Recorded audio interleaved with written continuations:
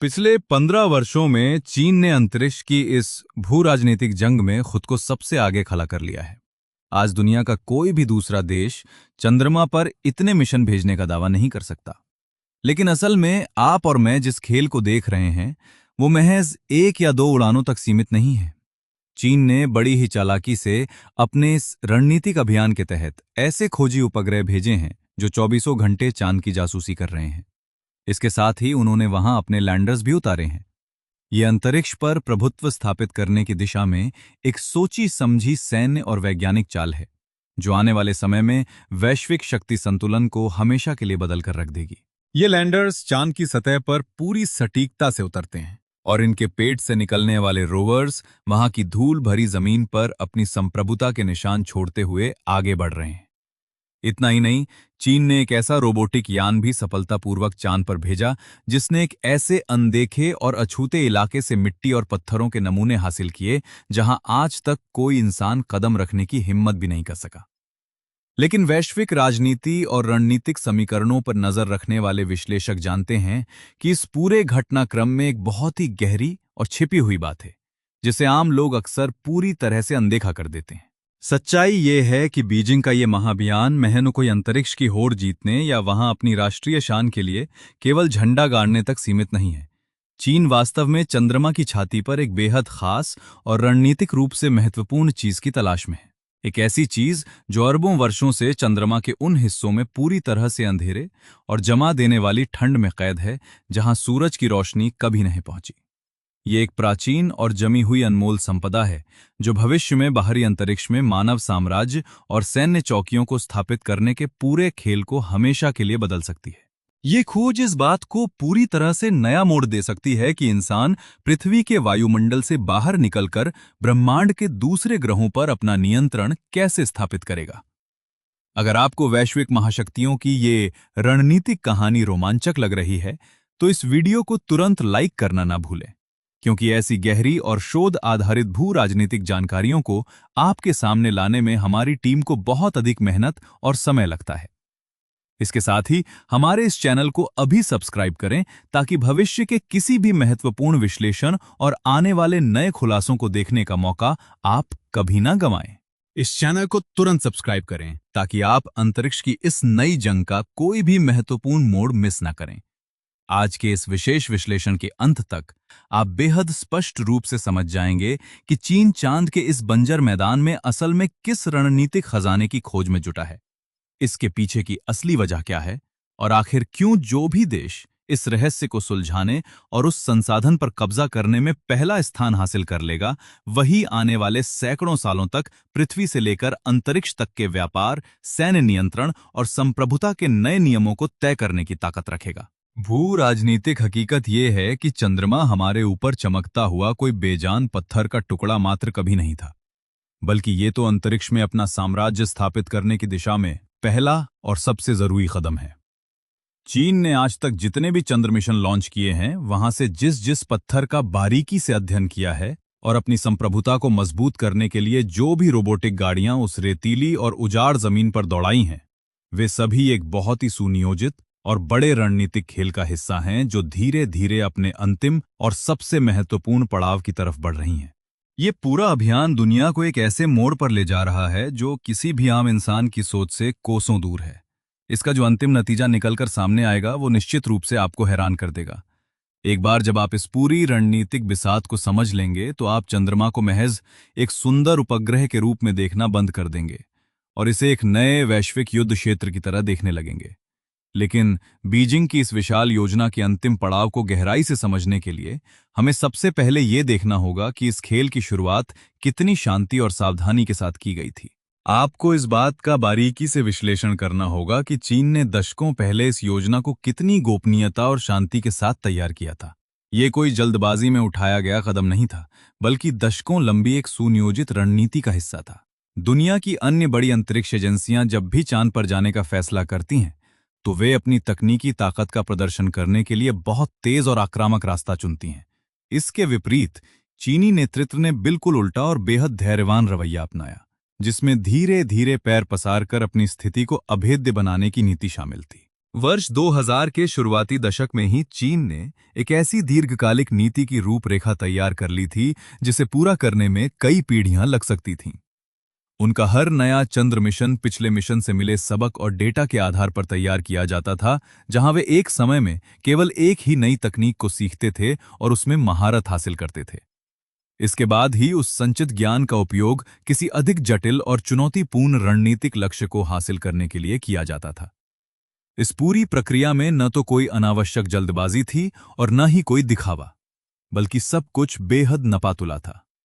इस रणनीतिक चक्रव्यूह में चीनी वैज्ञानिकों और सैन्य योजनाकारों ने किसी भी चीज को किस्मत के भरोसे नहीं छोड़ा था। उनके इस विशाल ब्लूप्रिंट में मुख्य रूप से 4 बेहद स्पष्ट और महत्वपूर्ण चरण निर्धारित किए गए थे। पहला कदम था चंद्रमा की कक्षा में रहकर उसका लगातार रणनीतिक निरीक्षण करना और वहां मौजूद सभी भौगोलिक संसाधनों का एक व्यापक डेटाबेस तैयार करना। इसके बाद दूसरे चरण के अंतर्गत चांद की दुर्गम सतह पर अपने खोजी यानों को पूरी सुरक्षा के साथ उतारना था, ताकि वहां अपनी भौतिक उपस्थिति को मजबूती से दर्ज कराया जा सके। इस योजना का तीसरा चरण था वहां से सबसे मूल्यवान संसाधनों और मिट्टी के नमूनों को सुरक्षित रूप से वापस धरती पर लाना।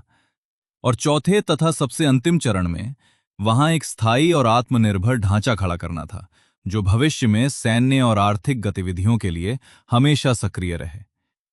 इस रणनीति का प्रत्येक चरण अपने पिछले चरण की सफलता पर पूरी तरह से निर्भर था। इसे आप एक मजबूत किले के निर्माण की तरह समझ सकते हैं, जहां जब तक नींव के पत्थर मजबूत न हो तब तक ऊपर की दीवारों और बुर्जों को खड़ा करने की बात सोचना भी नामुमकिन होता है।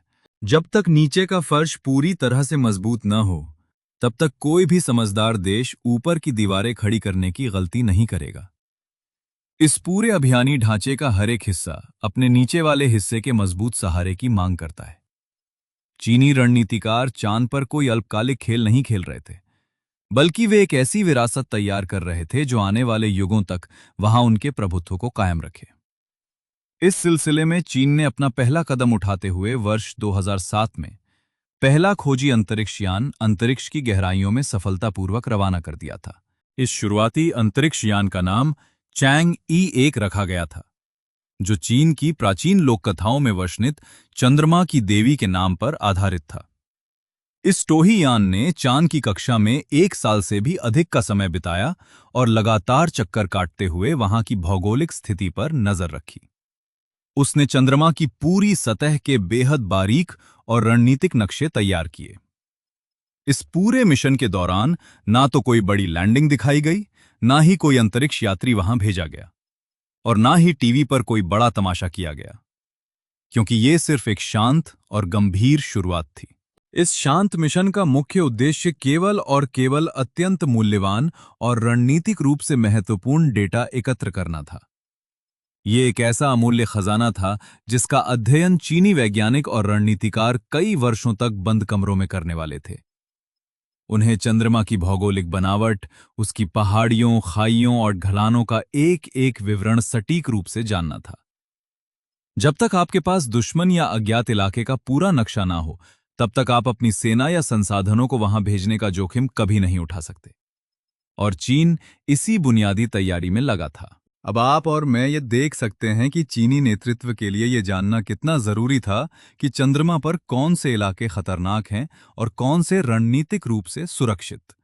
ये वो बुनियादी जमीनी काम था जो देखने में भले ही उबाऊ लगे, लेकिन भविष्य के बड़े अभियानों की सफलता के लिए सबसे महत्वपूर्ण था। इस प्रारंभिक सफलता के ठीक 3 साल बाद चीन ने अपना दूसरा अंतरिक्ष यान चांग-ई-2 अंतरिक्ष में भेजा। इस नए उपग्रह में बेहद आधुनिक कैमरे लगे थे, जिन्होंने चंद्रमा की पहले से भी कहीं अधिक स्पष्ट और उच्च गुणवत्ता वाली तस्वीरें खींचना शुरू कर दिया। इन बेहद सटीक तस्वीरों की मदद से अब चीनी रणनीतिकार और वैज्ञानिक चंद्रमा के एक एक गड्ढे और पहाड़ी दरारों का बेहद बारीकी से विश्लेषण कर सकते थे। वे अब उन सुरक्षित ठिकानों की पहचान करने में सक्षम हो चुके थे, जहां भविष्य में उनके सैन्य या वैज्ञानिक यान बिना किसी दुर्घटना के उतर सकें। वे उन खतरनाक ढलानों और फिसलन भरी जगहों से दूर रहने की योजना बना सकते थे, जो उनके अरबों डॉलर के लैंडर्स को पलट सकती थीं या उनकी रोबोटिक गाड़ियों को उस महीन चांद की धूल में हमेशा के लिए दफन कर सकती थीं।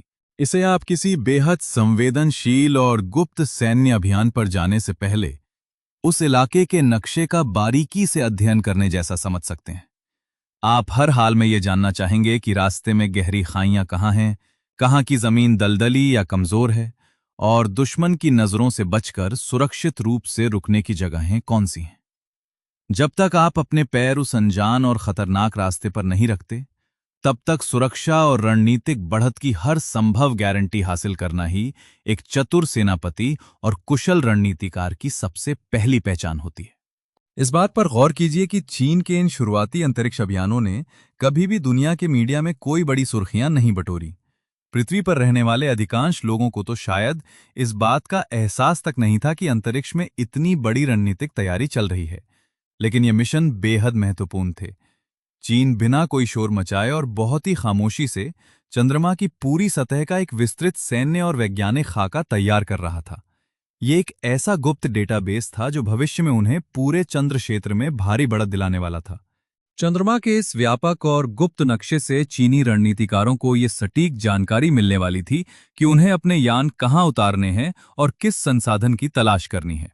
इस पूरी योजना का मुख्य उद्देश्य चांद के किसी भी साधारण हिस्से पर केवल नाम के लिए उतरना नहीं था। उनका असली इरादा उन चुनिंदा और सबसे मूल्यवान स्थानों पर नियंत्रण स्थापित करना था जहां पानी और ऊर्जा के प्राचीन तथा जमे हुए विशाल भंडार छिपे थे, जो भविष्य की अंतरिक्ष अर्थव्यवस्था और प्रभुत्व को नियंत्रित करने वाले थे। चीन के नक्शान वीसों ने जिस भी गड्ढे को चिन्हित किया और वैज्ञानिकों ने जिस भी सुरक्षित लैंडिंग स्पॉट की तलाश की, वो सब उन्हें उस असली रणनीतिक सवाल के करीब ले जा रहा था जो उनकी राष्ट्रीय सुरक्षा और संप्रभुता से जुड़ा था। सवाल ये था कि आखिर चंद्रमा की इस बंजर भूमि पर ऐसा क्या मूल्यवान छिपा है जिसके लिए वहां बार बार जाने और अरबों डॉलर का निवेश करने का पूरा औचित्य बनता है। ये केवल वैज्ञानिक जिज्ञासा नहीं थी, बल्कि ये भविष्य के संसाधनों पर अपने एकाधिकार को सुनिश्चित करने का एक ठोस और दूरगामी प्रयास था। चीनी नेतृत्व के लिए ये ऑर्बिटर मिशन महज विज्ञान के मनोरंजन या एकेडमिक शोध के लिए नहीं थे। वे वास्तव में सदियों तक चलने वाले एक बहुत बड़े वैश्विक शतरंज के खेल की पहली कुछ चालें मात्र थे, और उनकी अगली रणनीतिक चाल उन्हें चांद की कक्षा में ऊपर घूमने के सुरक्षात्मक दायरे से बाहर निकालकर इतिहास में पहली बार उसकी रहस्यमयी सतह पर सीधे अपने पैर जमाने और वहां अपना पहला मजबूत रणनीतिक आधार स्थापित करने की दिशा में ले जाने वाली थी।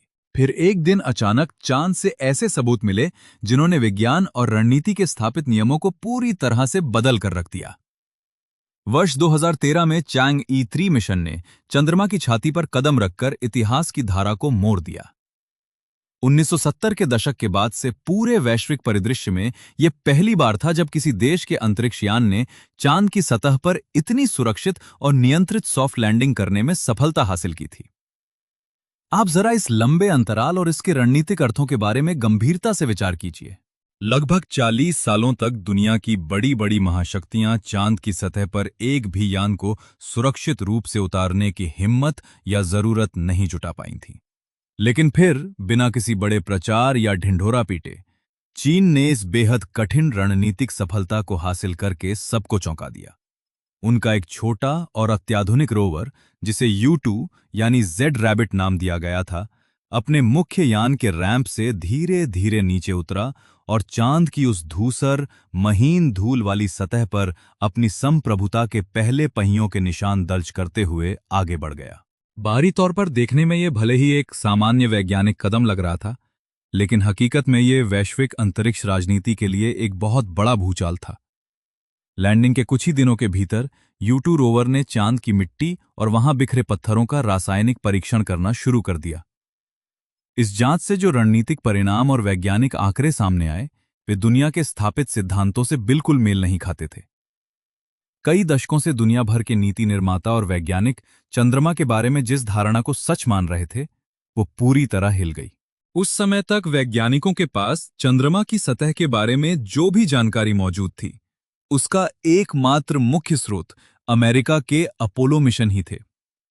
उस दौर में कुल 12 अमेरिकी अंतरिक्ष यात्रियों ने चांद की जमीन पर कदम रखे थे, वहां से पत्थरों और धूल के नमूने एकत्र किए थे और उन्हें पृथ्वी पर वापस लाए थे। पूरी दुनिया की प्रतिष्ठित प्रयोगशालाओं ने उन ऐतिहासिक नमूनों का दिन रात बेहद बारीकी से विश्लेषण किया था और उन्हीं के आधार पर अपनी अंतरिक्ष नीतियों और भविष्य के रणनीतिक सिद्धांतों का निर्धारण किया था। अमेरिका के उन नमूनों के विश्लेषण पर विज्ञान की पूरी किताबें लिख दी गई थीं और ऐसा मान लिया गया था कि चांद के भूगर्भीय रहस्यों का अंतिम फैसला हो चुका है। अंतरिक्ष वैज्ञानिकों और पश्चिमी रणनीतिकारों का यह दृढ़ विश्वास था कि वे चंद्रमा की आंतरिक संरचना को पूरी तरह से समझ चुके हैं। उनके लिए अंतरिक्ष अन्वेषण की यह कहानी पूरी हो चुकी थी और इस विषय को हमेशा के लिए बंद मान लिया गया था।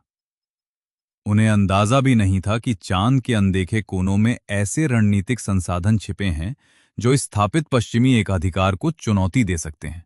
चीन के इस छोटे से U2 रोवर ने आकर पश्चिमी विज्ञान के उस पुराने और स्थापित साम्राज्य को एक ही झटके में हिलाकर रख दिया। उसे चंद्रमा की सतह पर जो ज्वालामुखी से बनी चट्टानें मिलीं, उनका रासायनिक और खनिज ढांचा अमेरिका के अपोलो मिशन द्वारा लाए गए पत्थरों से पूरी तरह से अलग था। इन चट्टानों में मौजूद खनिजों का आपस में जुड़ाव और उनकी बनावट किसी भी पुराने चंद्र नमूने से मेल नहीं खा रही थी। ये इस बात का सीधा सबूत था कि चंद्रमा का एक बड़ा हिस्सा अभी भी अछूता था और वहां संसाधनों का एक नया खजाना मौजूद था। इसे आप किसी ऐसे रणनीतिक परिदृश्य की तरह समझ सकते हैं जहां आपको लगता है कि आपने दुश्मन के सारे पत्तों को पहचान लिया है, लेकिन अचानक वो एक ऐसा पत्ता खेल देता है जो आपकी पूरी योजना को ध्वस्त कर दे। ये कोई छोटा मोटा बदलाव नहीं था, बल्कि भूविज्ञान और अंतरिक्ष रणनीति के इतिहास में एक बिल्कुल नई और अभूतपूर्व खोज थी। इस रणनीतिक खोज ने वैश्विक स्तर पर दो बेहद महत्वपूर्ण कारणों से तहलका मचा दिया, जिसने आगे चलकर चीन के हौसलों को अंतरिक्ष में और अधिक आक्रामक बनाने का काम किया। पहला बड़ा कारण यह था कि इस खोज ने साबित कर दिया कि चंद्रमा की सतह पर खनिजों और कच्चे माल की विविधता हमारी पुरानी कल्पनाओं से कहीं अधिक व्यापक है। इसके अलग अलग क्षेत्रों का निर्माण अलग अलग समय पर और बिल्कुल अलग भूगर्भीय प्रक्रियाओं के तहत हुआ था।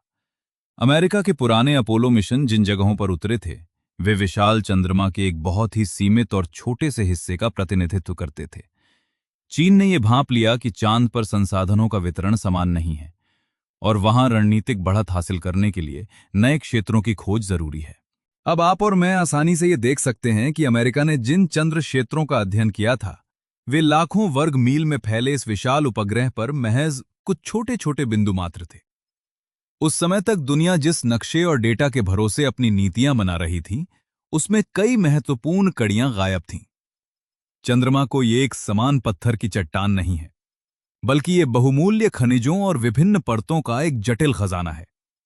चीन को समझ आ गया था कि जो भी देश इन परतों के रहस्यों को पहले उजागर करेगा, वही भविष्य में वहां के संसाधनों पर अपनी संप्रभुता का दावा ठोकेगा। दूसरा सबसे महत्वपूर्ण पहलू जो वैश्विक शक्ति संतुलन और रणनीतिक होड़ के दृष्टिकोण से सबसे ज्यादा मायने रखता है, वो ये था कि चीन को अब इस बात का पूरा यकीन हो चुका था कि चंद्रमा अभी भी ऐसे रहस्यों और अकूत संपदा से भरा पड़ा है जो खोजे जाने की राह देख रहे हैं।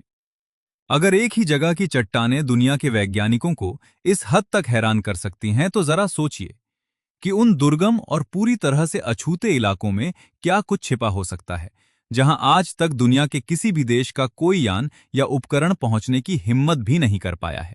प्रत्येक नए वैज्ञानिक रहस्योद्घाटन के साथ बीजिंग का रणनीतिक एजेंडा दुनिया के सामने और अधिक स्पष्ट होता जा रहा था। आखिर चीन इस पूरी कवायद के जरिए वास्तव में किस लक्ष्य को हासिल करना चाहता था? वे केवल वैज्ञानिक शौक या इतिहास की किताबों में नाम दर्ज कराने के लिए वहां से पत्थर के टुकड़े नहीं उठा रहे थे। वे असल में चंद्रमा के इतिहास और उसके संसाधनों के वितरण पैटर्न का बारीकी से अध्ययन कर रहे थे, ताकि ये समझा जा सके कि भविष्य में ऊर्जा सुरक्षा और अंतरिक्ष प्रभुत्व स्थापित करने के लिए सबसे उपयुक्त स्थान कौन से होंगे। चीनी नीति निर्माता बहुत ही सुनियोजित ढंग से ये नक्शा तैयार कर रहे थे कि अंतरिक्ष युग के सबसे महत्वपूर्ण और उपयोगी संसाधन चांद के किस हिस्से में सबसे ज्यादा मात्रा में मौजूद हैं। चट्टानों में मिले ये असाधारण बदलाव उनके लिए महज एक वैज्ञानिक कौतूहल नहीं थे, बल्कि ये तो एक बहुत बड़ी रणनीतिक पहेली के सुलझते हुए सूत्र थे। ये सूत्र उन्हें सीधे तौर पर ये बता रहे थे कि भविष्य के अभियानों की दिशा किस ओर होनी चाहिए और अंतरिक्ष में अमेरिकी एकाधिकार को चुनौती देने के लिए उन्हें किन संसाधनों पर नियंत्रण स्थापित करना होगा। चीन बहुत ही शांत तरीके से इस विशाल भू राजनीतिक बिसात के एक एक मोहरे को सही जगह पर रख रहा था और उनकी हर एक चाल एक बेहद खास और दीर्घकालिक लक्ष्य की तरफ इशारा कर रही थी। U2 रोवर ने अंतरिक्ष बिरादरी के सामने एक बहुत बड़ी सच्चाई साबित कर दी थी कि चंद्रमा कोई साधारण या पूरी तरह से समझा जा चुका उपग्रह नहीं है, जैसा कि पुरानी अकादमिक किताबों में दावा किया जाता रहा है। ये एक अत्यंत जटिल, अप्रत्याशित और संभावनाओं से भरा ऐसा नया रणनीतिक क्षेत्र था जिसके कई हिस्सों पर संप्रभुता का दावा अभी भी किया जाना बाकी था। चांद पर अभी भी ऐसे अनगिनत सवाल और संसाधन बिखरे पड़े थे जिनका जवाब ढूंढना बाकी था। इसके बाद चीन ने अपना ध्यान एक ऐसे क्षेत्र की तरफ लगाया जिसे पूरी दुनिया की अंतरिक्ष एजेंसियां और रणनीतिकार तकनीकी रूप से पूरी तरह से असंभव और दुर्गम मानते थे। वे चंद्रमा के उस सुदूर और रहस्यमयी हिस्से की तरफ कदम बढ़ाने की तैयारी कर रहे थे जिसे पृथ्वी से कभी भी नहीं देखा जा सकता। ये एक ऐसा रणनीतिक साहसिक कदम था जो अंतरिक्ष की इस होड़ में चीन को अन्य देशों की तुलना में एक बहुत बड़ी भू राजनीतिक और तकनीकी बढ़त दिलाने वाला था। चंद्रमा की एक बहुत ही अनोखी और रणनीतिक रूप से महत्वपूर्ण भौगोलिक विशेषता है कि वो हमेशा पृथ्वी की तरफ अपना एक ही हिस्सा दिखाता है। ऐसा इसलिए होता है क्योंकि चांद के अपनी धुरी पर घूमने की गति और पृथ्वी के चारों ओर चक्कर लगाने की गति बिल्कुल एक समान है। इसका सीधा परिणाम ये होता है कि उसका एक पहलू हमेशा हमारी नजरों के सामने रहता है, जबकि दूसरा रहस्यमयी हिस्सा हमेशा गहरे अंतरिक्ष के सन्नाटे की तरफ मुंह किए रहता है। इस भौगोलिक स्थिति के कारण उस सुदूर हिस्से पर नियंत्रण स्थापित करना किसी भी देश के लिए एक बहुत बड़ी चुनौती रही है। आप पृथ्वी के किसी भी कोने में खड़े हो जाएं या दुनिया के सबसे शक्तिशाली और आधुनिक दूरबीन का उपयोग कर लें, फिर भी आप कभी भी अपनी आंखों से चांद के उस सुदूर हिस्से को सीधे नहीं देख पाएंगे। ये चंद्रमा का वो अनदेखा साम्राज्य है जिसे आज तक पृथ्वी पर खड़े होकर किसी भी इंसान ने सीधे तौर पर देखने का साहस या सौभाग्य हासिल नहीं किया है। भू राजनीतिक दृष्टि से जो इलाका पूरी तरह से हमारी नजरों से ओझल है, वहां अपना रणनीतिक आधार और जासूसी उपकरण स्थापित करना किसी भी महाशक्ति के लिए अंतरिक्ष वर्चस्व का सबसे बड़ा हथियार साबित हो सकता है। इस अनदेखे हिस्से पर अपने यान को सुरक्षित रूप से उतारना हमेशा से ही अंतरिक्ष अभियानों के इतिहास में एक नामुमकिन सपना माना जाता रहा है। और इस तकनीकी नामुमकिनता के पीछे एक बहुत ही सरल लेकिन बेहद गंभीर रणनीतिक कारण छिपा है, और वो है संचार का पूरी तरह से टूट जाना। जैसे ही कोई अंतरिक्ष यान चंद्रमा के उस सुदूर हिस्से की तरफ उतरना शुरू करता है, वैसे ही विशालकाय चंद्रमा स्वयं पृथ्वी और उस यान के बीच आने वाले सभी रेडियो सिग्नलों के लिए एक अभेद्य दीवार बनकर खड़ा हो जाता है और आपसी संपर्क को पूरी तरह से काट देता है। संपर्क टूटते ही पृथ्वी से कोई भी नया निर्देश या कमांड उस यान तक नहीं भेजा जा सकता और ना ही वहां से कोई रणनीतिक डेटा वापस हमारे पास आ सकता है।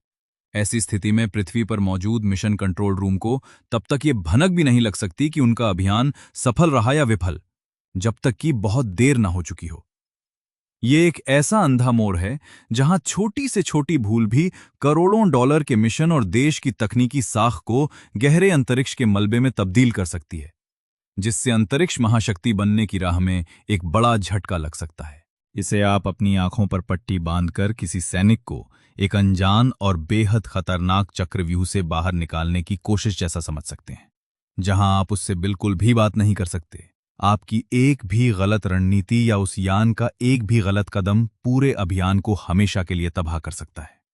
कई दशकों तक इस अकेले और गंभीर रणनीतिक संकट ने दुनिया के बड़े बड़े विकसित देशों और उनकी शक्तिशाली अंतरिक्ष एजेंसियों को इस बात के लिए मजबूर कर रखा था कि वे चंद्रमा के इस अंधेरे और रहस्यमयी हिस्से की तरफ आंख उठाकर देखने की भी हिम्मत न कर सके। चीन ने इस जटिल भू राजनीतिक और तकनीकी गतिरोध को तोड़ने के लिए एक बहुत ही चतुर और अचूक समाधान खोज निकाला। अपनी मुख्य लैंडिंग फोर्स को वहां रवाना करने से पहले उन्होंने अंतरिक्ष में एक विशेष रिले उपग्रह लॉन्च किया। उन्होंने इस उपग्रह को चंद्रमा के ठीक पीछे एक बेहद खास और स्थिर कक्षा में स्थापित किया, जहां से ये उपग्रह एक ही समय में पृथ्वी और चंद्रमा के उस सुदूर अंधेरे हिस्से दोनों पर पूरी तरह से नजर रख सकता था।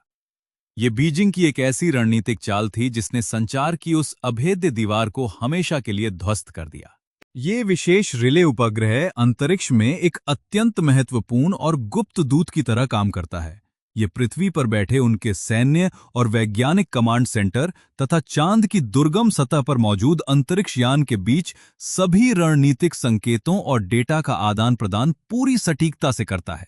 कागज पर देखने में ये विचार भले ही बेहद सरल और सीधा लगता हो, लेकिन अंतरिक्ष की अनंत गहराइयों में इसे वास्तविक रूप देना और इस पर पूरा नियंत्रण बनाए रखना तकनीकी और रणनीतिक दृष्टिकोण से एक अत्यंत जटिल और दुष्कर कार्य है। इस उपग्रह को अंतरिक्ष के उस निश्चित और संवेदनशील बिंदु पर पूरी तरह से स्थापित करना, उसे वहां स्थिर बनाए रखना और लाखों मील की दूरी से आने वाले सिग्नलों को बिना किसी बाधा के डिकोड करना एक ऐसा रणनीतिक कौशल है जो दुनिया के गिने चुने देशों के पास ही उपलब्ध है। इसी अभूतपूर्व तकनीकी श्रेष्ठता के बल पर वर्ष 2019 में चैंग ई 4 मिशन के तहत चीन ने इतिहास रचा और वो चंद्रमा के इस रहस्यमयी और अनदेखे हिस्से पर सफलतापूर्वक कदम रखने वाला दुनिया का पहला और एकमात्र देश बन गया, जिसने वैश्विक स्तर पर अपनी ताकत का लोहा मनवाया। अब आप और मैं ये स्पष्ट रूप से देख सकते हैं कि चैंग ई 4 ने चंद्रमा के सबसे रणनीतिक और रहस्यमयी क्षेत्र यानी दक्षिणी ध्रुव एटकिन बेसिन के भीतर कदम रखा था। ये कोई साधारण स्थान नहीं है, बल्कि ये लगभग 2500 किलोमीटर में फैला हुआ सौर मंडल का सबसे बड़ा और प्राचीन गड्ढा है। इस अत्यंत महत्वपूर्ण भौगोलिक क्षेत्र पर अपना पहला नियंत्रण स्थापित करके चीन ने न केवल विज्ञान के क्षेत्र में बल्कि अंतरिक्ष की भावी भू राजनीतिक और संसाधन जंग में भी अन्य वैश्विक महाशक्तियों पर एक बहुत बड़ी और निर्णायक रणनीतिक बढ़त हासिल कर ली है।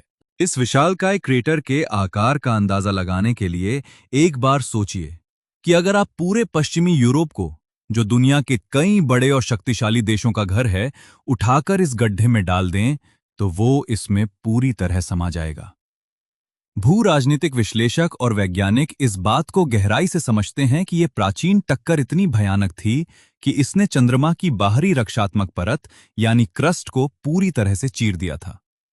यह कोई आम वैज्ञानिक खोज नहीं है, बल्कि ये एक ऐसा रणनीतिक दरवाजा है जो सीधे चांद की गहराई में छिपे उन संसाधनों तक पहुंच देता है जिन पर कब्जा करने के लिए आज दुनिया की महाशक्तियों के बीच एक नया शीत युद्ध शुरू हो चुका है। इस विनाशकारी टक्कर ने चंद्रमा के गर्भ से उन छिपे हुए रहस्यों और अमूल्य सामग्रियों को बाहर निकाल फेंका, जो चांद के निर्माण के समय से ही अरबों सालों से अंधेरे में दबे हुए थे। ऐसे पत्थर और खनिज जिन्होंने पिछले 4 अरब वर्षों से भी अधिक समय से सूरज की रोशनी का एक कतरा तक नहीं देखा था, वे अब सीधे तौर पर चीन के अत्याधुनिक रोबोटिक उपकरणों और सेंसर के सामने बिखरे पड़े थे। रणनीतिक रूप से देखा जाए तो इन अति प्राचीन पत्थरों का विश्लेषण करके बीजिंग वो वैज्ञानिक और तकनीकी बढ़त हासिल कर रहा है जो भविष्य में अंतरिक्ष के नक्शे पर उसकी संप्रभुता को तय करेगी, जबकि बाकी दुनिया सिर्फ दर्शक बनकर देख रही है। तकनीकी दृष्टिकोण से ये अपने आप में एक असाधारण सफलता थी, लेकिन चीन की दीर्घकालिक अंतरिक्ष रणनीति के विशाल शतरंज पर यह केवल एक मोहरा था। बीजिंग की यह वैज्ञानिक खोज किसी सामान्य कौतूहल का हिस्सा नहीं है, बल्कि यह सीधे तौर पर चांद पर अपना वर्चस्व स्थापित करने के उनके मास्टर प्लान से जुड़ी है। वे चांद के जिस भी हिस्से की टोह लेते हैं और जिस भी सतह का विश्लेषण करते हैं, उससे वे अंतरिक्ष के इस नए रणनीतिक मैदान में सबसे मूल्यवान और रणनीतिक संसाधनों के सटीक ठिकानों का पता लगाने के बेहद करीब पहुंच जाते हैं। यह 20वीं सदी के तेल के कुओं की खोज जैसा ही है, जहां जो पहले नक्शा बनाएगा वही राज करेगा। चांद का सुदूर हिस्सा यानी फार साइड हमारे सामने दिखने वाले हिस्से से रणनीतिक और भौगोलिक रूप से बिल्कुल अलग है।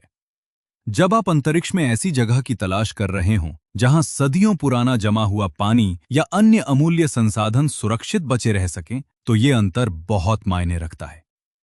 चीन का इस अनदेखे हिस्से पर कदम रखना सिर्फ इतिहास की किताबों में पहले स्थान पर अपना नाम दर्ज कराने का कोई दिखावा नहीं था। ये पृथ्वी की नजरों और रडार सिग्नलों से दूर एक ऐसे रणनीतिक ठिकाने की टोह लेने का बेहद सुनियोजित सैन्य और नागरिक अभियान था, जो भविष्य के अंतरिक्ष युद्धों और संसाधनों के नियंत्रण में उनकी सबसे बड़ी ढाल बन सकता है। वे केवल दिखावे की दौड़ में शामिल नहीं थे, बल्कि व्यवस्थित तरीके से चांद के चप्पे चप्पे का नक्शा तैयार करके अपने प्रभाव क्षेत्र को बढ़ा रहे थे। वे एक एक करके नए क्षेत्रों पर अपनी रणनीतिक मोहर लगा रहे थे और चांद के इतिहास का ऐसा विशाल डेटाबेस जुटा रहे थे जो भविष्य के सैन्य और आर्थिक अभियानों का मार्गदर्शक बनेगा। यह ऐतिहासिक डेटा उन्हें स्पष्ट रूप से बताएगा कि उन्हें अपनी अगली चौकियों को कहां स्थापित करना है। ऐसा इसलिए है क्योंकि जिस परम संपदा और ऊर्जा के स्रोत को वे हासिल करना चाहते हैं, उसे पाने की उनकी असली खोज कोई साधारण प्रयास नहीं है, बल्कि एक अत्यंत गुप्त और सुनियोजित अभियान का हिस्सा है। चांद की वो बहुमूल्य संपदा पूरी सतह पर समान रूप से नहीं बिखरी है, बल्कि ये रणनीतिक रूप से बेहद महत्वपूर्ण और बेहद खास भौगोलिक कोनों में छिपी हुई है। ये अनमोल खजाना चांद के बिल्कुल निचले हिस्से यानी सुदूर दक्षिणी ध्रुव की अथाह गहराइयों में दबा हुआ है। इस सुदूर हिस्से यानी फार साइड पर सफलतापूर्वक उतरकर चीन ने दुनिया को अपनी उस रणनीतिक सोच का परिचय दे दिया है जो बेहद शांत और अचूक है। उन्होंने दिखा दिया है कि वे केवल स्थापित नियमों पर चलने वाले खिलाड़ी नहीं हैं, बल्कि वे उन दुर्गम और अछूते क्षेत्रों में भी अपनी संप्रभुता स्थापित करने की ताकत रखते हैं जहां जाने की हिम्मत अब तक किसी और देश ने नहीं दिखाई थी। वे उन अछूते क्षेत्रों में जाने का जोखिम उठाने को तैयार थे जहां आज तक किसी भी देश के कदम नहीं पड़े थे। उनका लक्ष्य केवल इतिहास में रिकॉर्ड दर्ज कराना नहीं था, बल्कि वे जानते थे कि अंतरिक्ष में वैश्विक प्रभुत्व हासिल करने की असली चाबी उन्हीं गुप्त स्थानों में छिपी है जिन्हें अब तक किसी ने खंगाला नहीं है। चांद के इस रहस्यमयी सुदूर हिस्से ने उन्हें कुछ बेहद महत्वपूर्ण और गोपनीय जानकारियां तो सौंप दी थीं, लेकिन इस पूरे अभियान की सबसे बड़ी और क्रांतिकारी रणनीतिक खोज अभी भी पूरी तरह से अछूती थी और उसका रहस्य कहीं और ही छिपा हुआ था। ये महाखोज चांद के उन सबसे दुर्गम कोनों में छिपी थी जो पूरी तरह से घने अंधकार और हार कपा देने वाली ऐसी भीषण ठंड की चपेट में है, जहां अरबों वर्षों से समय जैसे ठहर गया है। इन गहरे क्रेटर्स की शांत गहराइयों से रहस्यों को पृथ्वी पर वापस लाकर अपना लोहा मनवाने के उद्देश्य से साल 2024 में चीन ने अपनी रणनीतिक पहुंच को एक नए और कहीं अधिक आक्रामक स्तर पर पहुंचा दिया। उनका ये कदम वैश्विक अंतरिक्ष शक्ति संतुलन को हमेशा के लिए बदलने और अपने प्रतिद्वंदियों को इस दौर में बहुत पीछे छोड़ देने की एक बेहद सोची समझी और गंभीर भू राजनीतिक चाल थी। चीन के चांग-ई-6 मिशन ने केवल चांद के सुदूर हिस्से पर उतरने का कारनामा नहीं किया, बल्कि ये अंतरिक्ष यांत्रिकी का एक ऐसा बेजोड़ प्रदर्शन था जिसने पश्चिमी देशों की नींद उड़ा दी। इस रोबोटिक मिशन ने वहां सुरक्षित लैंडिंग की, लगभग 2 किलोग्राम प्राचीन और बेशकीमती चंद्र मिट्टी को खोदा, उसे एक बेहद सुरक्षित कंटेनर में सील किया और फिर चांद की सतह से एक छोटा रॉकेट दागकर उसे कक्षा में स्थापित किया।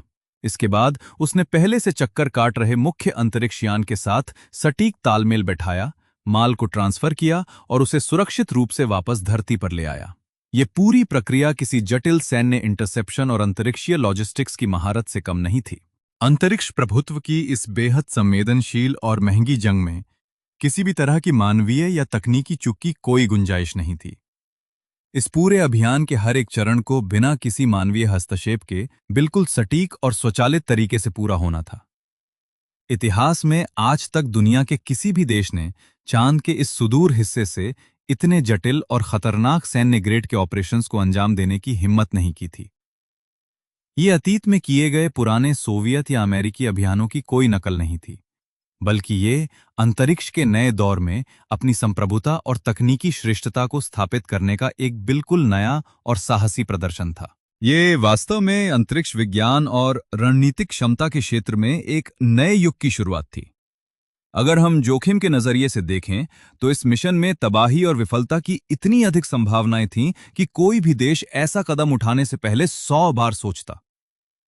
जरा कल्पना कीजिए कि अगर लैंडर किसी चट्टान से टकराकर पलट जाता, या मिट्टी खोदने वाला उसका रोबोटिक हाथ बीच में ही जाम हो जाता, या फिर वो कंटेनर लीक हो जाता जिसमें मूल्यवान नमूने रखे थे, तो ये चीन के लिए वैश्विक स्तर पर एक बहुत बड़ा रणनीतिक और आर्थिक झटका साबित होता। इस तरह के खतरों से भरे रास्ते पर आगे बढ़ना बीजिंग के लोहे जैसे इरादों को दिखाता है। यदि चांद की सतह से उड़ने वाला वो छोटा रॉकेट समय पर स्टार्ट नहीं होता, या फिर अंतरिक्ष की कक्षा में दोनों यानों का मिलन कुछ मिलीमीटर की चूक से भी विफल हो जाता, तो पूरा मिशन वहीं तबाह हो जाता। इनमें से कोई भी एक गड़बड़ी बीजिंग के इस अरबों डॉलर के सपने को धूल में मिला देती। सबसे बड़ी चुनौती ये थी कि पृथ्वी पर बैठे चीनी इंजीनियर और सैन्य कमांडर वहां कुछ भी ठीक नहीं कर सकते थे, क्योंकि ये पूरा मिशन चांद के उस रहस्यमयी हिस्से में चल रहा था जहां से कोई भी सीधा रेडियो सिग्नल पृथ्वी तक नहीं पहुंच सकता था। ये तकनीक पूरी तरह से स्वचालित और आत्मनिर्भर प्रणालियों की परीक्षा थी। चांद का ये वो दुर्गम और अंधेरा कोना है जहां पृथ्वी से सीधे तौर पर कोई भी संचार सिग्नल पहुंचना नामुमकिन है, और इसके लिए चीन को अपने विशेष रिले सैटेलाइट क्यूकियाओ के नेटवर्क पर पूरी तरह निर्भर रहना पड़ा। ये पूरी प्रक्रिया कड़ियों की एक ऐसी श्रृंखला थी जिसमें अगर एक भी कड़ी कमजोर पड़ती तो पूरा मिशन ताश के पत्तों की तरह बिखर जाता। इस तरह की बुनियादी ढांचागत तैयारी और संचार व्यवस्था को सुदूर अंतरिक्ष में स्थापित करना ये साबित करता है कि चीन केवल तात्कालिक सफलताओं के पीछे नहीं भाग रहा है, बल्कि वो गहरे अंतरिक्ष में अपनी दीर्घकालिक रणनीतिक और सैन्य संचार प्रणालियों को मजबूत कर रहा है। चीन के शीर्ष रक्षा और एरोस्पेस इंजीनियरों को इस मिशन को डिजाइन करते समय हर संभावित विफलता को पहले से ही भांपना था और उसके लिए पहले से बैकअप प्लान तैयार करने थे। वे अच्छी तरह जानते थे कि जैसे ही लैंडर चांद की सतह पर कदम रखेगा, वे पृथ्वी से लगभग 4 लाख किलोमीटर की दूरी से केवल मूक दर्शक बनकर ही देख पाएंगे। लेकिन अंततः उनकी ये रणनीतिक दूरदर्शिता और सटीक इंजीनियरिंग पूरी तरह सफल रही। इस मिशन के जरिए पृथ्वी पर लाए गए चट्टानों के प्राचीन नमूने लगभग 2 अरब 80 करोड़ साल पुराने निकले, जिन्होंने वैज्ञानिक जगत में तहलका मचा दिया और चीन को अंतरिक्ष अनुसंधान की सबसे अगली कतार में लाकर खड़ा कर दिया। इन पत्थरों के नमूनों ने यह साबित कर दिया कि चांद पर ज्वालामुखी गतिविधियां उस समय के बहुत बाद तक जारी थीं, जितनी पश्चिमी वैज्ञानिकों ने भविष्यवाणी की थी। इसके साथ ही चांद का भूगर्भीय शांत होने का समय भी अब पूरी तरह से बदल गया है। चीन द्वारा जुटाए गए इन नए आंकड़ों ने यह स्पष्ट कर दिया कि इस उपग्रह का इतिहास हमारी पुरानी पाठ्यपुस्तकों और पश्चिमी देशों के पुराने शोधों की तुलना में कहीं अधिक लंबा, पेचीदा और रणनीतिक रूप से महत्वपूर्ण है। ये खोज सीधे तौर पर साबित करती है कि चांद के गर्भ में अब भी भारी मात्रा में थर्मल ऊर्जा और मूल्यवान रासायनिक बदलाव सक्रिय रहे थे, जिससे वहां नए प्रकार के खनिजों की मौजूदगी की संभावना बढ़ गई है। हमारे विज्ञान की स्थापित किताबों ने चांद को जिस रूप में पेश किया था, चांगी 6 के नमूनों ने उस पूरी कहानी को ही पलट कर रख दिया। ये नमूने गवाही दे रहे थे कि चंद्रमा हमारी कल्पना से कहीं अधिक लंबे समय तक भूगर्भीय रूप से सक्रिय रहा था। ज्वालामुखी की ये गर्म और ऊर्जावान प्रक्रियाएं चांद के उन दुर्गम हिस्सों में भी लगातार चलती रहीं जहां आज तक अमेरिकी या रूसी अंतरिक्ष एजेंसियों ने झांकने तक की हिम्मत नहीं की थी। ये कोई मामूली वैज्ञानिक बदलाव नहीं है, बल्कि ये चांद पर खनिजों और संसाधनों के वितरण के पूरे नक्शे को नए सिरे से लिखने और चीन को उस पर एकाधिकार दिलाने जैसा है। ये साबित हो चुका था कि चंद्रमा केवल धूल और पत्थरों का एक मृत टुकड़ा नहीं है जो अरबों साल पहले ठंडा होकर बेजान हो गया था, बल्कि ये एक ऐसी सक्रिय और जटिल दुनिया है जिसका इतिहास हमारी सोच से कहीं अधिक समृद्ध और संसाधनों से भरपूर है। सुदूर हिस्से यानी फार साइड से लाए गए ये नए चीनी नमूने अतीत में अमेरिकी अपोलो अंतरिक्ष यात्रियों द्वारा लाए गए नमूनों की तुलना में पूरी तरह से भिन्न थे। इस भौगोलिक और भूगर्भीय भिन्नता का सीधा मतलब यह है कि चीन ने अब चांद के एक ऐसे रहस्यमयी हिस्से के डेटा और संसाधनों पर अपना विशेष अधिकार स्थापित कर लिया है जिसके बारे में पश्चिमी ताकतों को कोई व्यावहारिक ज्ञान नहीं था। अतीत में नासा के अपोलो अभियानों के दौरान जो मिट्टी और पत्थर धरती पर लाए गए थे, उनका इतिहास और उनकी संरचना चांद के इस सुदूर हिस्से के नमूनों के सामने बेहद सीमित और अधूरी थी। ये नए नमूने चांद के एक ऐसे सुदूर गोलार्ध से आए थे जिसकी भूगर्भीय विकास यात्रा और इतिहास अमेरिकी नियंत्रण वाले क्षेत्र से पूरी तरह भिन्न था। ये किसी ऐसी महान रणनीतिक किताब का बिल्कुल नया और अनसुना अध्याय पढ़ने जैसा था जिसे पश्चिमी देश पहले ही समाप्त मान चुके थे। इस नए अध्याय को सबसे पहले पढ़कर बीजिंग ने खुद को चंद्र विज्ञान और भविष्य के अंतरिक्ष अर्थशास्त्र के सबसे बड़े नीति निर्धारक के रूप में स्थापित कर लिया है। इस ऐतिहासिक किताब के पन्नों को चीन जितनी गहराई से पलटता गया, वैश्विक शक्तियों के सामने ये रणनीतिक सच्चाई उतनी ही साफ होती गई कि चांद कोई बंजर रेगिस्तान नहीं, बल्कि अत्यंत उपयोगी और असीमित संसाधनों का एक रणनीतिक मंच है। जिस उपग्रह को पश्चिमी देश एक पुराना और बंद हो चुका मुद्दा मान रहे थे, वो अचानक से वैश्विक वर्चस्व की नई रणभूमि बन चुका है। चीन द्वारा एकत्र किया गया प्रत्येक नया नमूना असल में अंतरिक्ष के इस रणनीतिक खेल में एक नया सुराग और अकाट्य सबूत था, जिसकी मदद से बीजिंग धीरे धीरे पूरे चांद पर अपनी रणनीतिक और आर्थिक पकड़ को मजबूत करता जा रहा था। चीन का प्रत्येक चंद्र मिशन असल में एक बहुत बड़ी रणनीतिक योजना का हिस्सा था, जो धीरे धीरे इस उपग्रह पर उनके पूर्ण नियंत्रण का मार्ग प्रशस्त कर रहा था। वे हर एक कदम के साथ चांद के भूगोल, उसके इतिहास, उसकी बनावट और उसके गहरे रहस्यों को डिकोड कर रहे थे, ताकि वहां भविष्य में औद्योगिक स्तर पर अपने पैर जमाए जा सकें। हालांकि इस व्यापक और गुप्त रणनीति की पूरी तस्वीर अभी दुनिया के सामने आनी बाकी है, लेकिन एक बात भू राजनीतिक गलियारों में पूरी तरह साफ हो चुकी है कि चीन यहां किसी साधारण वैज्ञानिक शोध के लिए नहीं आया है, बल्कि वो आने वाले दशकों में इस पूरे खगोलीय पिंड पर अपना आधिपत्य स्थापित करने की नींव रख रहा है। चीन चांद की बंजर सतह पर केवल बिना किसी उद्देश्य के घूम नहीं रहा है। वे अत्यंत व्यवस्थित और योजनाबद्ध तरीके से उस महत्वपूर्ण डेटा और सामरिक खुफिया जानकारी को इकट्ठा कर रहे हैं, जो उन्हें भविष्य के एक बहुत बड़े और अभूतपूर्व मिशन के लिए चाहिए। यह सब कुछ बेहद मायने रखता है, लेकिन आपको और मुझे यह समझना होगा कि ये उनकी अंतिम मंजिल नहीं है, बल्कि ये तो केवल उस बड़े भू राजनीतिक खेल की शुरुआत है जो अंतरिक्ष के इतिहास को बदलने वाला है।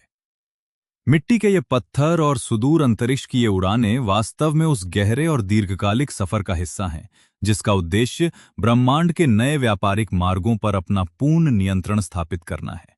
चांद से लाए गए ये कीमती पत्थर, सुदूर हिस्से पर की गई लैंडिंग और वहां से सफल सैंपल रिटर्न, ये सभी उस गुप्त और अत्यंत सतर्क रणनीतिक योजना की कड़ियां हैं जिसके तहत चीन चांद के असली और सबसे बड़े खजाने पर कब्जा करना चाहता है। और ये असली खजाना कोई साधारण वैज्ञानिक खोज या ज्वालामुखी के इतिहास तक सीमित नहीं है। इसका सीधा संबंध एक ऐसी जमी हुई प्राकृतिक संपदा से है जो चांद की सबसे दुर्गम गहराइयों में दबी पड़ी है। ये संपदा अंतरिक्ष युग का नया कच्चा तेल है, और जो भी देश इस जमी हुई अमूल्य वस्तु पर पहले नियंत्रण हासिल करेगा, वो आने वाली पीढ़ियों तक अंतरिक्ष के पूरे व्यापार और परिवहन मार्ग का मालिक बन जाएगा। ये अत्यंत मूल्यवान संपत्ति चांद के सबसे निचले हिस्से में मौजूद उन सबसे अंधेरे और सबसे ठंडे गड्ढों में सुरक्षित जमी हुई है, जहां आज तक सूरज की एक किरण भी नहीं पहुंच सकी है। ये एक ऐसी जादुई चीज है जो आने वाले समय में इंसानों के अंतरिक्षीय सफर और वहां सैन्य और व्यापारिक संचालन के पूरे तौर तरीकों को हमेशा के लिए बदलकर रख देगी। इस असाधारण और ऐतिहासिक रणनीतिक महत्व को बारीकी से समझने के लिए आपको और मुझे चांद के उस सबसे कठिन, सबसे ठंडे और सबसे चरम वातावरण की कल्पना करनी होगी, जहां प्रकृति ने इस बेशकीमती ब्रह्मांडीय खजाने को अरबों वर्षों से सुरक्षित छिपाकर रखा है। हम चांद के एक ऐसे रहस्यमयी और डरावने हिस्से की बात कर रहे हैं जहां पृथ्वी पर जीवन की शुरुआत होने से भी बहुत पहले से आज तक कभी सूरज की धूप नहीं पड़ी है। इस गहरे और शाश्वत अंधेरे में आखिर ऐसा क्या छिपा है जो दुनिया की महाशक्तियों को अपनी ओर खींच रहा है? जरा चांद के सबसे दक्षिणी ध्रुव पर ध्यान केंद्रित कीजिए। हमारी धरती पर जो ध्रुव हैं, वे बेहद ठंडे हैं और बर्फ तथा बर्फबारी की मोटी चादरों से ढके हुए हैं, लेकिन चांद का दक्षिणी ध्रुव इससे कहीं अधिक अजीब, भयानक और अत्यधिक विषम परिस्थितियों से भरा हुआ है, जो इसे अंतरिक्ष युग का नया रणनीतिक युद्ध क्षेत्र और सबसे कीमती भूभाग बनाता है। धरती के बर्फीले ध्रुवों के विपरीत चंद्रमा का दक्षिणी ध्रुव रणनीतिक रूप से कहीं अधिक जटिल और खतरनाक है। चांद अपनी धुरी पर बिल्कुल सीधा खड़ा है और बहुत ही मामूली कोण पर झुका हुआ है। इस अनोखी खगोलीय स्थिति के कारण सूरज की किरणें इसके दक्षिणी ध्रुव पर कभी भी सीधे नहीं पड़ती हैं, बल्कि वे बहुत ही निचले और तिरछे कोण से होकर गुजरती हैं।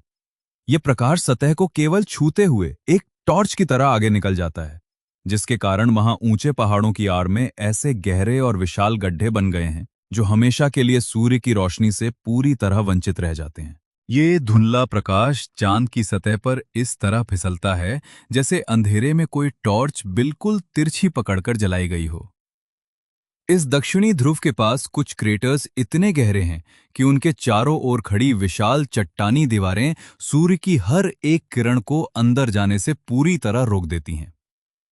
ये अंधेरा किसी एक दिन, एक विशेष मौसम या 100 सालों का नहीं है, बल्कि ये ऐसा शाश्वत और अनंत अंधकार है जिसने समय की शुरुआत से ही इन गड्ढों को अपनी गिरफ्त में ले रखा है, जिससे ये हिस्से ब्रह्मांड के सबसे सुरक्षित और अछूते सामरिक कोनों में तब्दील हो चुके हैं, जहां बेशकीमती खनिजों का भंडार सुरक्षित है। इनमें से कई गहरे गड्ढे पिछले 1 अरब वर्षों से भी अधिक समय से पूर्ण और घने अंधकार में डूबे हुए हैं। जब हमारी पृथ्वी पर जीवन का पहला बैक्टीरिया भी नहीं पनपा था, तब से इन गड्ढों की सतह को रोशनी के एक भी कण ने नहीं छुआ है। इस भयानक और शाश्वत अंधेरे के कारण इन क्रेटर्स के भीतर का तापमान शून्य से नीचे लगभग 200 डिग्री सेल्सियस तक गिर जाता है। ये तापमान हमारे सौर मंडल के सबसे बाहरी छोर पर मौजूद प्लूटो ग्रह की सतह से भी कहीं अधिक ठंडा है। इस तरह के अति शीत और दुर्गम वातावरण में काम करने की तकनीक विकसित करना ही आज की महाशक्तियों के लिए सबसे बड़ी सामरिक चुनौती बन चुका है। तापमान का ये स्तर इस पूरे ब्रह्मांड और हमारे सौरमंडल के सबसे ठंडे प्राकृतिक स्थानों में से एक है। इन भयावह गड्ढों के भीतर अरबों सालों से कुछ भी नहीं बदला है। वहां ना तो कभी कोई हवा चली है, ना ही कभी बारिश की एक बूंद गिरी है, और ना ही सूरज की किसी हल्की किरण ने वहां की जमीन को कभी गर्म करने की कोशिश की है। समय वहां पूरी तरह से थम चुका है।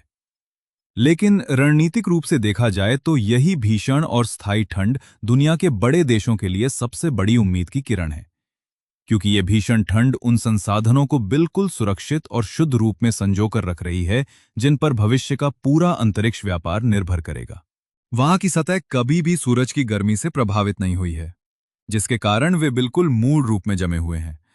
लेकिन यही भीषण ठंड और अंधकार वैज्ञानिकों तथा रणनीतिकारों के लिए सबसे अधिक रोमांचक और महत्वपूर्ण बन जाता है।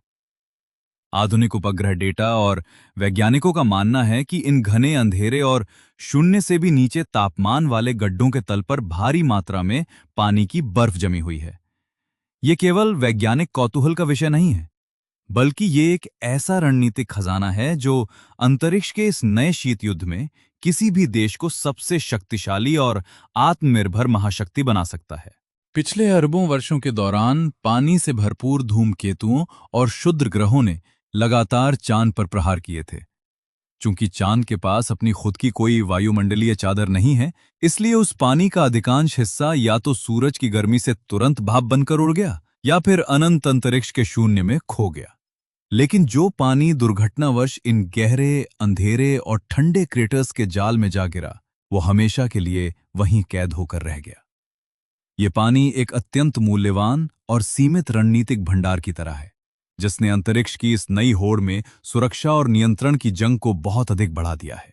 चांद के दक्षिणी ध्रुव पर मौजूद इन अंधेरे गड्ढों के भीतर फंसे पानी के पास बाहर निकलने का कोई रास्ता नहीं था। वो वहीं पर हमेशा के लिए जम गया और सैकड़ों करोड़ों वर्षों तक पूरी तरह से सुरक्षित बचा रहा।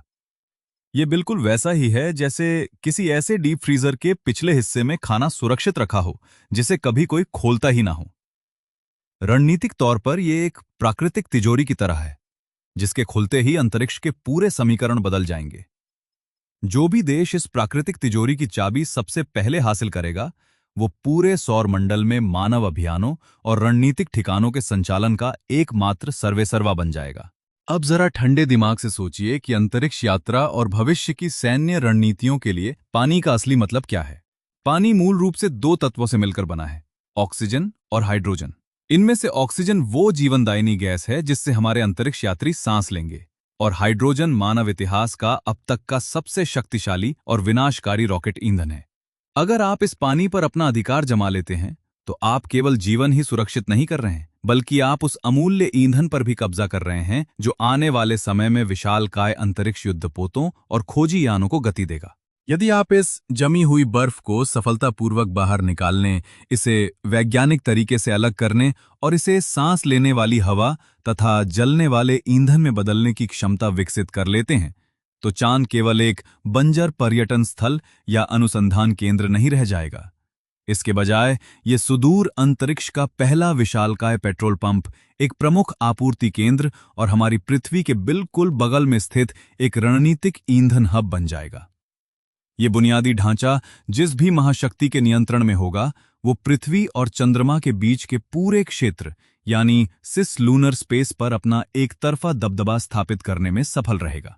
ये रणनीतिक ईंधन हब भविष्य में अंतरिक्ष यानों को पृथ्वी से भारी और अत्यंत महंगा ईंधन ढोए बिना ही सौर मंडल की गहराइयों में भेजने की अनुमति देगा। हमारी धरती के बेहद मजबूत गुरुत्वाकर्षण बल के कारण पृथ्वी की सतह से किसी भी भारी वस्तु को अंतरिक्ष में भेजना आर्थिक रूप से बेहद खर्चीला और चुनौतीपूर्ण होता है। इस गुरुत्वाकर्षण के चंगुल से बचने के लिए अरबों डॉलर पानी की तरह बहाने पड़ते हैं। लेकिन अगर चांद पर ही ईंधन की व्यवस्था हो जाए तो अंतरिक्ष में सैन्य और व्यापारिक बेड़े भेजने की लागत इतनी कम हो जाएगी कि बाकी देशों के लिए इस होड़ में टिके रहना पूरी तरह से असंभव हो जाएगा। धरती का गुरुत्वाकर्षण बल बहुत अधिक शक्तिशाली है, जबकि चांद का गुरुत्वाकर्षण बल पृथ्वी की तुलना में केवल लगभग छठवां हिस्सा ही है। इसका सीधा रणनीतिक मतलब यह है कि चांद की सतह से भारी ईंधन या रॉकेटों को अंतरिक्ष में लॉन्च करने का खर्च पृथ्वी से लॉन्च करने की तुलना में केवल एक बहुत ही छोटा हिस्सा होगा।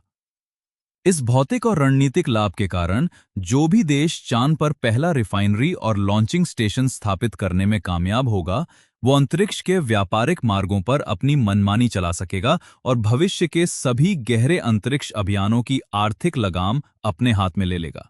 मंगल ग्रह, बृहस्पति के चंद्रमाओं या उससे भी आगे जाने वाले भविष्य के सभी बड़े अंतर्ग्रहीय मिशन चांद पर रुककर अपने टैंकों को फिर से भर सकेंगे और अपनी यात्रा जारी रख सकेंगे। चांद पृथ्वी से बाहर इंसानी इतिहास का सबसे पहला और सबसे महत्वपूर्ण रणनीतिक आपूर्ति स्टेशन बन जाएगा। और जो भी देश या संगठन इस बुनियादी ढांचे को सबसे पहले खड़ा करेगा, उसे आने वाली कई पीढ़ियों तक अंतरिक्ष में होने वाले हर एक विकास और खोज पर एक तरफा और भारी बढ़त हासिल होगी।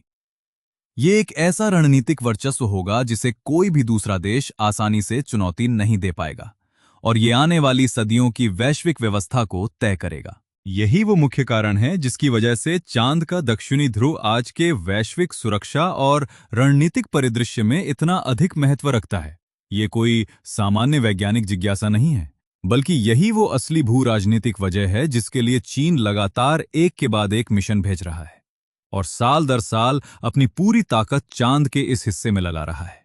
बीजिंग की इस दीर्घकालिक आक्रामकता के पीछे का असली मकसद इस पूरे क्षेत्र पर अपना नियंत्रण स्थापित करना है, ताकि जब भविष्य में अंतरिक्ष के नए नियम लिखे जाएं तो उनके पास पूरे सौर मंडल के प्रवेश द्वार की चाबी सुरक्षित रहे। बीजिंग ने अब तक जो कुछ भी किया है, चाहे वे चक्कर काटने वाले ऑर्बिटर्स हों, घूमते हुए रोवर्स हों या फिर सुदूर हिस्से पर की गई ऐतिहासिक लैंडिंग हो, वे सभी रणनीतिक कदम अंततः इसी अंतिम लक्ष्य की ओर बढ़ रहे थे। ये एक बेहद सुनियोजित सैन्य और औद्योगिक तैयारी का हिस्सा था। लेकिन उस बहुमूल्य पानी की बर्फ को वास्तव में खोजने, उसके सटीक स्थान की पुष्टि करने और उस पर अपना दावा ठोकने के लिए उन्हें अब एक ऐसा कदम उठाना होगा जिसे आज तक इतिहास में किसी भी रोबोटिक खोजीयान ने करने की हिम्मत नहीं की है। इसके लिए उन्हें पूरी तरह से अज्ञात और घातक परिस्थितियों का सामना करना होगा। इतिहास में पहले कभी न किया गया ये अनोखा कारनामा है, एक ऐसे रोबोट को अंधेरे के गर्त में उतारना जो छलांग लगा सके। आप केवल चांद के दक्षिणी ध्रुव के ऊपर चक्कर काटकर और रिमोट सेंसिंग के जरिए बर्फ की मौजूदगी के अनुमान लगाकर इस रणनीतिक जंग को नहीं जीत सकते। यदि आपको वास्तव में इस मूल्यवान संसाधन पर अपना एकाधिकार जमाना है, तो आपको खुद उस गहरे और खतरनाक अंधेरे गड्ढे के भीतर उतरना होगा। चीन इस भौगोलिक सच्चाई को अच्छी तरह समझता है और इसीलिए वे अब एक ऐसी तकनीकी छलांग लगाने की तैयारी में हैं जो चांद के सबसे दुर्गम कोनों में उनकी भौतिक उपस्थिति और नियंत्रण को सुनिश्चित कर देगी।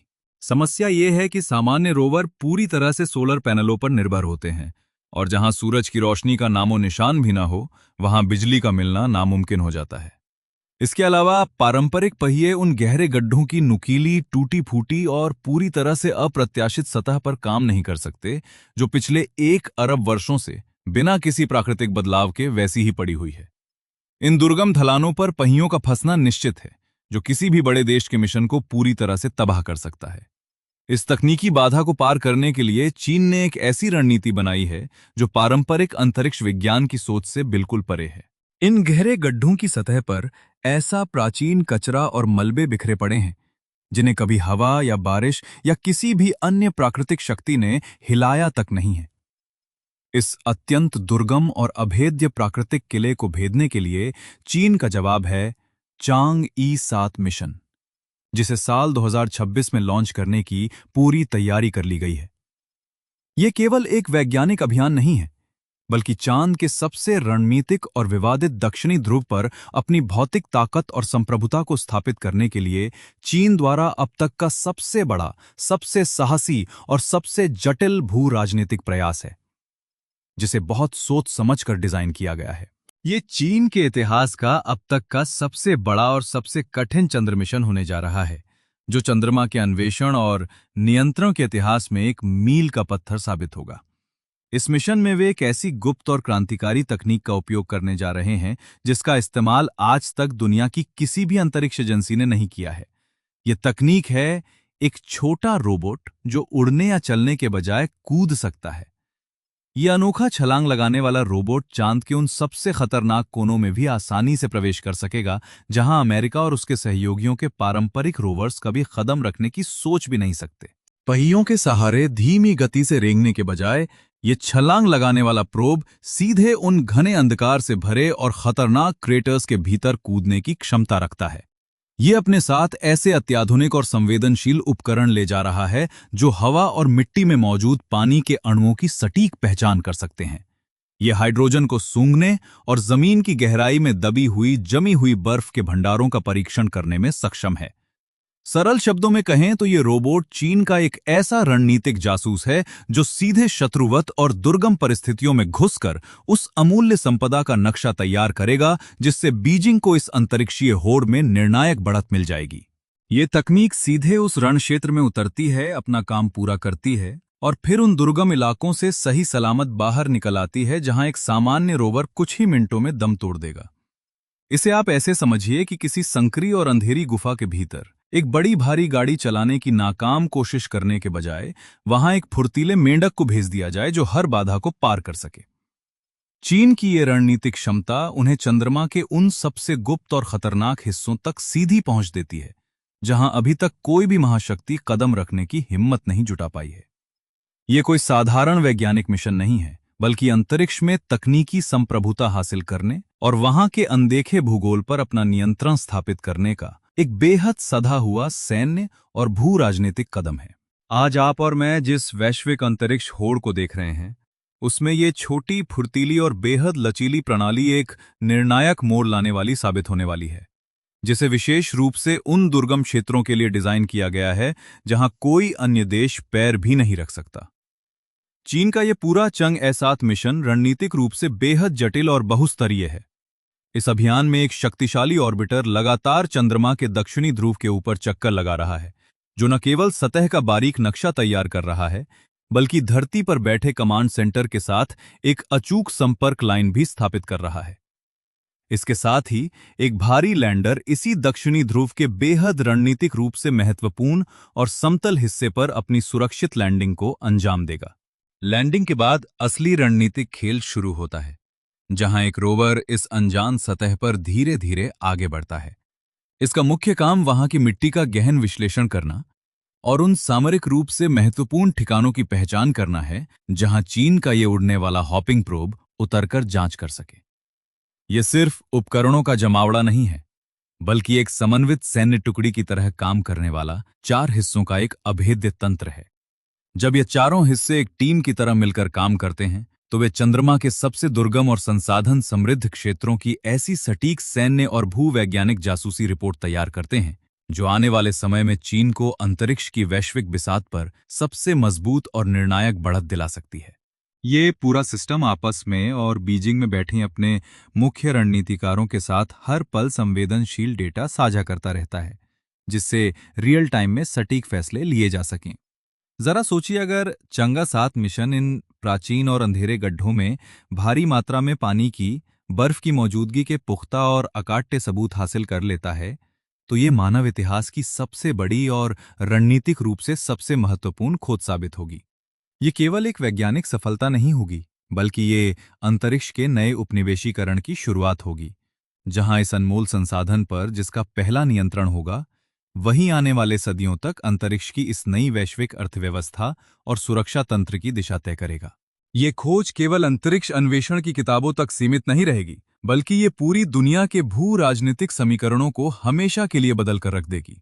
इसका सीधा और व्यावहारिक कारण ये है कि ये खोज ये साबित कर देगी कि मानव जाति को पृथ्वी से बाहर अपनी स्थायी बस्तियां बसाने और वहां लंबे समय तक काम करने के लिए जिन बुनियादी संसाधनों की जरूरत है, वे सभी पहले से ही वहां मौजूद हैं। अरबों वर्षों से चंद्रमा की गोद में सुरक्षित पड़ा ये अनमोल खजाना सिर्फ वैज्ञानिक जिज्ञासा का विषय नहीं है, बल्कि ये भविष्य की अंतरिक्षीय संप्रभुता और गहरे अंतरिक्ष में सैन्य और आर्थिक चौकियों के निर्माण का सबसे बड़ा और पहला आधार स्तंभ बनने जा रहा है। ये सब कुछ वहां अरबों सालों से बिना किसी बदलाव के बिल्कुल सुरक्षित रूप से हमारा इंतजार कर रहा है। लेकिन इस वैश्विक स्पर्धा में पानी या अन्य बहुमूल्य संसाधनों का पता लगा लेना तो केवल इस लंबी रणनीतिक बिसात की पहली चाल भर है। भू राजनीति और सुरक्षा के नजरिए से देखें तो किसी महत्वपूर्ण प्राकृतिक संसाधन को ढूंढ निकालना एक बात है, और उस पर अपना संप्रभु अधिकार स्थापित करके उसका वास्तविक दोहन करना एक बिल्कुल दूसरी और बेहद जटिल चुनौती है। जो महाशक्ति इस कच्चे माल को ऊर्जा, ईंधन और जीवन रक्षक प्रणालियों में बदलने की औद्योगिक क्षमता विकसित कर लेगी, वही असल मायने में पृथ्वी और चंद्रमा के बीच के इस रणनीतिक व्यापारिक मार्ग और पूरे अंतरिक्ष क्षेत्र पर अपना नियंत्रण स्थापित कर पाएगी। आप केवल वहां जमी हुई बर्फ को खोदकर उसे रातों रात एक रणनीतिक सैन्य या वैज्ञानिक बेस का नाम नहीं दे सकते। चंद्रमा पर अपना दबदबा कायम करने के लिए आपको ऐसे उन्नत औद्योगिक उपकरणों की जरूरत होगी जो बिना ऑक्सीजन वाले निर्वात वातावरण में भी बिना रुके काम कर सकें। आपको ऐसी भारी भरकम मशीनों की आवश्यकता होगी जो वहां के दिन और रात के बीच होने वाले भयानक तापमान के उतार चढ़ाव को आसानी से झेल सकें।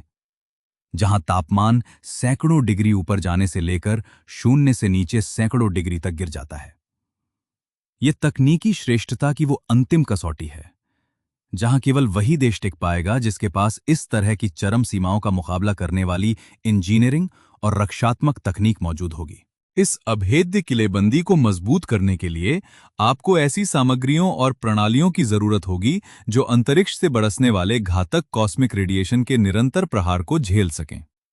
इसके अलावा एक और बड़ी सामरिक चुनौती वहां की बारीक और नुकीली चंद्रधूल है, जो किसी भी मशीन के सबसे छोटे जोड़ों और दरारों में घुसकर उसे पूरी तरह से जाम और तबाह कर सकती है।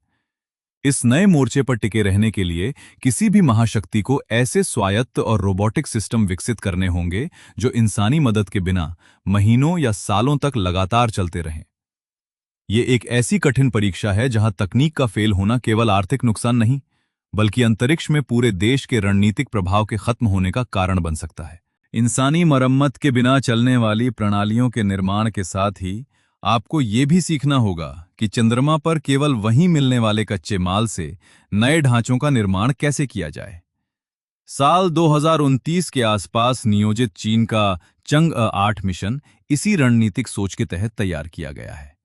इस पूरे महाअभियान का मुख्य लक्ष्य उस तकनीक का परीक्षण करना है जिसे सैन्य और अंतरिक्ष इंजीनियर स्थानीय संसाधनों का उपयोग या इन सीटू रिसोर्स यूटिलाइजेशन कहते हैं।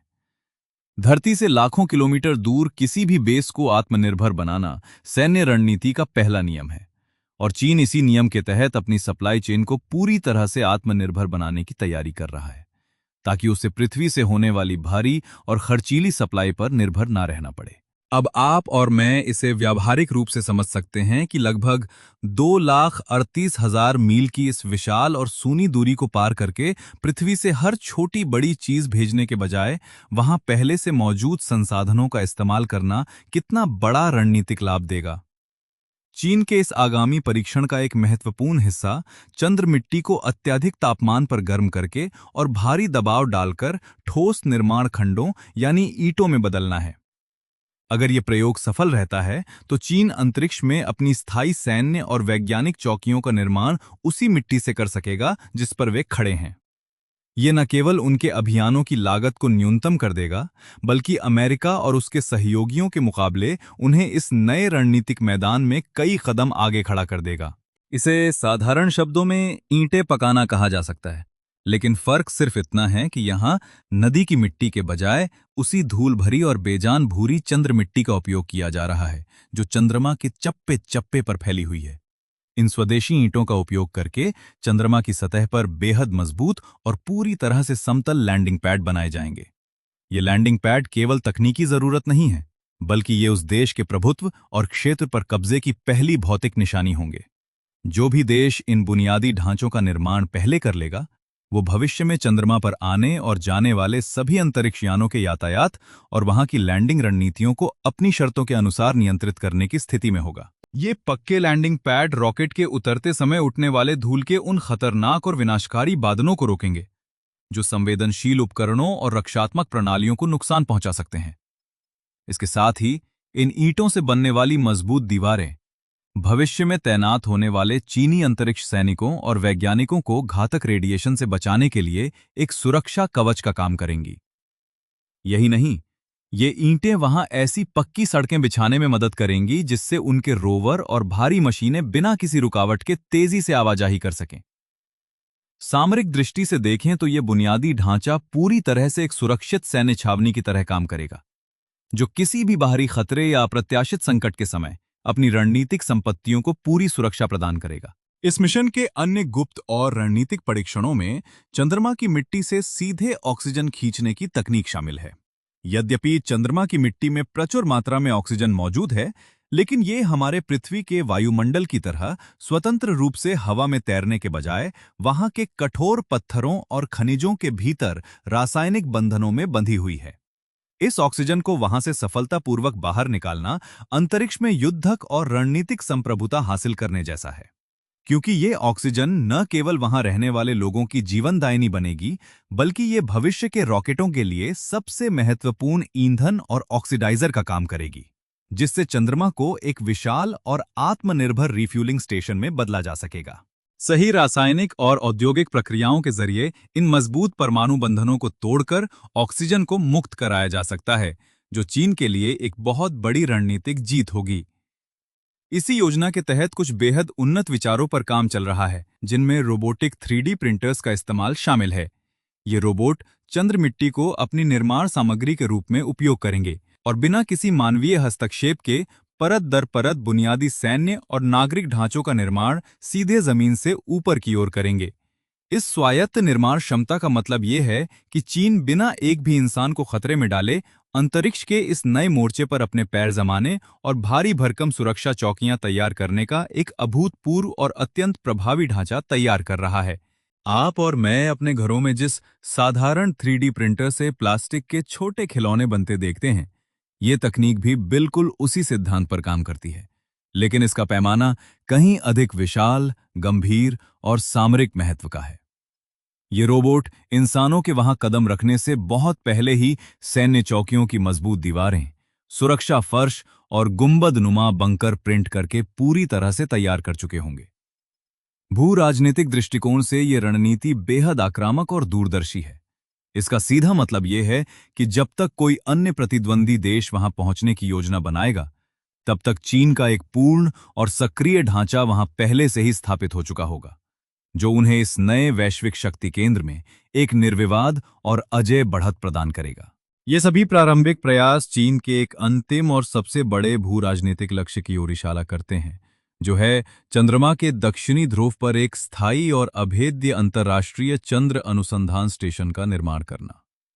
चीन की इस महत्वाकांक्षी परियोजना का नाम इंटरनेशनल लूनर रिसर्च स्टेशन है, जिसका निर्माण कार्य साल 2030 के दशक की शुरुआत में पूरी ताकत के साथ शुरू होने वाला है। इसके शुरुआती चरणों में रोबोटिक मिशनों के जरिए वहां भारी बिजली इकाइयां, उच्च क्षमता वाले संचार टावर और उन्नत रक्षा व वैज्ञानिक प्रयोगशाला मॉड्यूल स्थापित किए जाएंगे।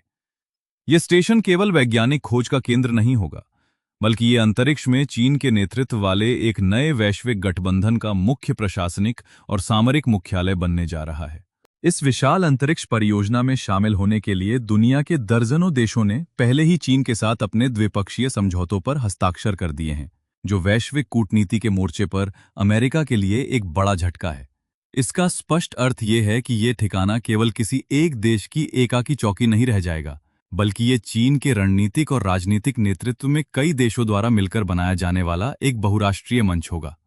इस गठबंधन के जरिए चीन विकासशील और अपने मित्र देशों को अंतरिक्ष तकनीक में हिस्सेदारी देकर एक नया वैश्विक ध्रुव बना रहा है, जो सीधे तौर पर पश्चिमी देशों के प्रभुत्व वाली अंतरिक्ष प्रणालियों को चुनौती देगा और आने वाले समय में बाहरी अंतरिक्ष के कानूनों और नीतियों को अपनी ओर मोड़ने की ताकत रखेगा। शुरुआत में वहां जाने वाले अंतरिक्ष यात्रियों के दौरे केवल कुछ ही दिनों के होंगे, लेकिन इन छोटी और सीमित अवधियों को केवल एक अभ्यास के तौर पर देखा जाना चाहिए। चीन का वास्तविक और अंतिम रणनीतिक उद्देश्य वहां हमेशा के लिए अपनी स्थायी भौतिक उपस्थिति दर्ज कराना और उस पर अपना नियंत्रण बनाए रखना है। चंद्रमा का कम गुरुत्वाकर्षण और वहां की भौगोलिक स्थिति इसे एक अत्यंत महत्वपूर्ण सामरिक ठिकाने में तब्दील कर देती है। इस स्थायी सैन्य और वैज्ञानिक बेस का उपयोग चीन न केवल चंद्रमा पर अपने प्रभुत्व को मजबूत करने के लिए करेगा, बल्कि ये उसकी सेना और वैज्ञानिकों को अंतरिक्ष के उस गहरे और अज्ञात छोर तक अपनी पहुंच बढ़ाने का एक अत्यंत शक्तिशाली लॉन्चिंग पैड भी प्रदान करेगा, जो पृथ्वी से सीधे संभव नहीं है। चंद्रमा पर मिलने वाले विशाल ईंधन भंडार और इसकी रणनीतिक रूप से उत्कृष्ट भौगोलिक स्थिति इसे गहरे अंतरिक्ष में जाने वाले किसी भी सैन्य या नागरिक मिशन के लिए पहला और सबसे महत्वपूर्ण पड़ाव बनाती है। ये स्थान अंतरिक्ष का वो रणनीतिक प्रवेश द्वार है जो आने वाले समय में सौर मंडल के अन्य ग्रहों तक जाने वाले सभी रास्तों को नियंत्रित करेगा। जो भी महाशक्ति यहां अपने टिकाऊ और सुरक्षित बुनियादी ढांचे को सबसे पहले खड़ा करने में सफल होगी, वो भविष्य की सभी अंतरिक्ष अर्थव्यवस्थाओं और परिवहन प्रणालियों के लिए प्रवेश द्वार की चाबी अपने हाथ में ले लेगी। ये एक ऐसा रणनीतिक लाभ है जिसे कोई भी देश खोना नहीं चाहेगा, और यही कारण है कि इस समय चंद्रमा की सतह पर प्रभुत्व स्थापित करने की ये गुप्त और तीव्र होड़ मची हुई है।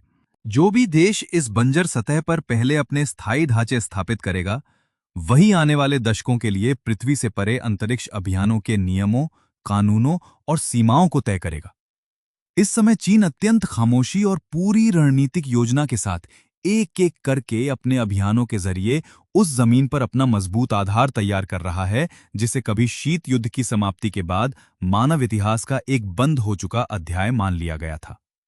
ये नया रणनीतिक निर्माण केवल विज्ञान की प्रगति नहीं है, बल्कि ये अंतरिक्ष में एक नए भू राजनीतिक साम्राज्य की नींव रखने जैसा है। चीन अपनी इस अचूक और सधी हुई तैयारियों से दुनिया को ये संदेश दे रहा है कि वो भविष्य के अंतरिक्ष युद्ध और शांति दोनों ही मोर्चों पर खुद को एक सर्वोच्च और अंतिम शक्ति के रूप में स्थापित कर चुका है। अगर चंद्रमा पर चल रही इस बड़ी वैश्विक भू राजनीतिक होड़ ने आपके सोचने का नजरिया बदल दिया है, तो इस विश्लेषण को लाइक करें और हमारे साथ अभी जुड़ें, ताकि आप भविष्य के इन रणनीतिक घटनाक्रमों से कभी पीछे न रहें।